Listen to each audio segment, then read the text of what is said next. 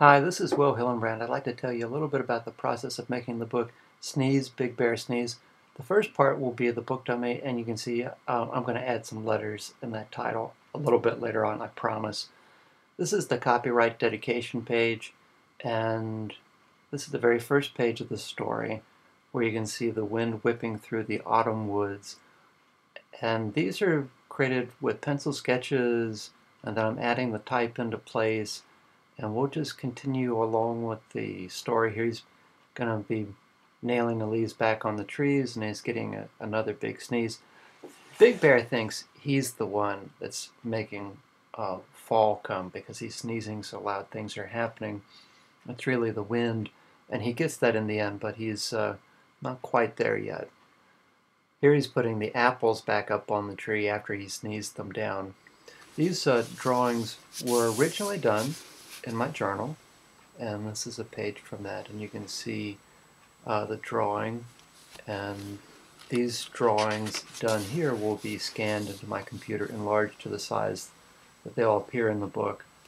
And so these are idea sketches done here first, and I will recompose them.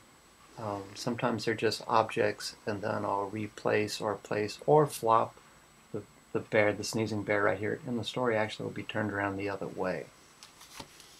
Okay, here we're back at the book dummy, and I'll show you how these evolve and become the full color art, and sometimes how much they change. In this case, I moved the bear to the side as a profile, and sneezing so loud the rabbit can hardly hold on to the plant without being blown away. Again, here's the book dummy, but this is a prediction for what will happen when I do the color.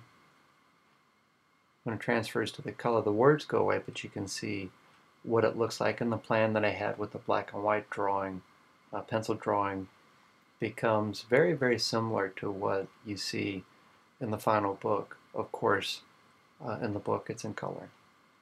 But it's amazing how much you can really tell when you do a black and white drawing.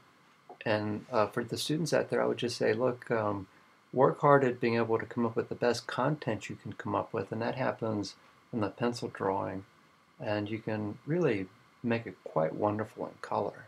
But if you don't have a good idea to begin with, the color won't help it that much. It'll just add color to a mediocre idea. Here's where I've flipped the bear the opposite way. And here he is sneezing. I put a watercolor background there so it like echoes the shape of the sneeze in the background, creating kind of a cloud shape there as well. I love the little rabbit, and of course he's doing his best to help out the bear everywhere he can. Even holding all those apples, that can't be easy. Here's back to the journal. I'm going to flip to the page where I've done the pencil drawing for the jacket or the front cover. You can call it either one. And here it is.